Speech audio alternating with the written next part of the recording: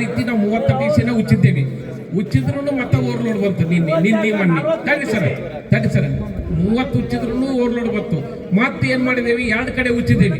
2 ಕಡೆ ಉಚ್ಚಿದ್ರು ಲೈನ್ ಎಂದಿರ್ಲಿಲ್ಲ. ನಿನ್ನೆ 50 TC ಬಂದ್ ಮಾಡೇವಿ. 50 TC ಲೈನ್ ಮೇಲೆ ತಗೊಂಡ ಬಂದ್ ಮಾಡೇವಿ. ಹಾಕ್ತೇವೆ ಸರ್, ತೆಗ್ದೇವ.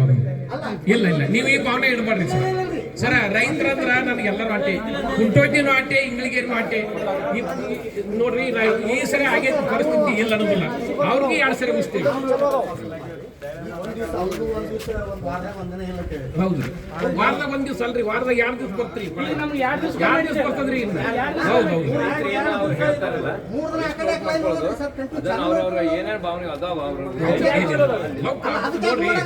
ಪ್ರಾಬ್ಲಮ್ ಬರುವ ಏನಿಲ್ಲ ತನ್ನೋದಿಲ್ಲ. ನಾವು ಹಂಗೇನ್ ರಾತ್ರಿ ಹೆಚ್ಚಿಗೆ ಕೊಡಿಸ್ತೇವೆ.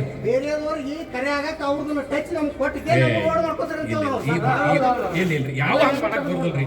ಹಂಗ್ ಮಾಡಕ್ ಹಂಗ್ ಬರ್ತದ್ರಿ. ಗ್ಯಾರಂಟಿ ಮತ್ತೀಗ ಆ ಕಡೆ ಗುಡ್ಡಾಳಿಂದ ಬರೋದು ಅದನ್ನು ಜಂಪ್ ಚಕ್ಕಂತೀವಿ. ನೀವು ಅಲ್ಲೇ ನೀವು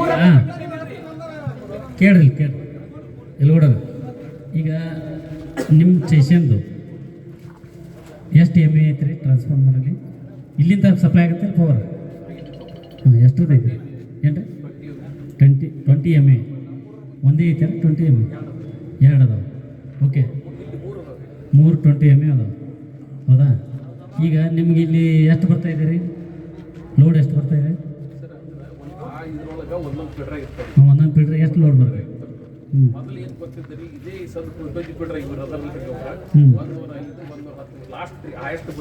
110 ಇರ್ತಿದ್ದ. ಓಕೆ,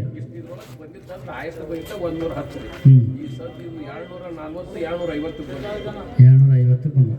ಆ ಫೀಡರ್ ಕೆಪಾಸಿಟಿ ಎಷ್ಟಿದೆ? 200 ಲಾಸ್ಟ್. ಈಗ 50 ಓವರ್ಲೋಡ್ ಆಗ್ತಾ ಇದೆ. ಇದಕ್ಕೆ ಏನು ಮಾಡೋದು?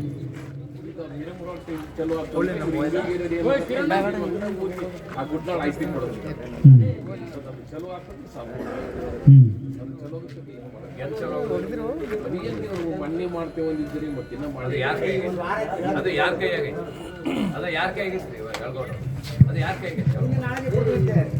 ಆಯ್ತು. ಈಗ ಸಾಂಬಾರ್ ಎಟ್ಟತ್ತಿದ್ರು ನಿಮ್ಗೆ ಲೈನ್ ಕೊಡ್ತೀನಿ ಅಂತ ಹೇಳಿದ್ದೆ. ಒಂದು ನಾವು ಸಾಂಬಾರ್ ಎಟ್ಟತ್ತಿದ್ರು ಈಗ ಸಾಂಬಾರು ಹೋಯ್ತಲ್ಲ, ಹಿಂಗಾಗಿ ಹಚ್ಚಿದ್ದೀನಿ ರೀ ಫೋನು ಮೊನ್ನೆ. ಇಲ್ಲಿ ಸರ ಮಾಡಿಕೊಡ್ತೀನಿ ಅಂತ ಹೇಳಿದ. ಅದಕ್ಕೆ ಈಗ ಇನ್ನು ಹೊರಗಿನ ಲೈನ್ ಎಲ್ಲ ಕಂಪ್ಲೀಟ್ ಆಗೈತಿ. ಹಾಂ,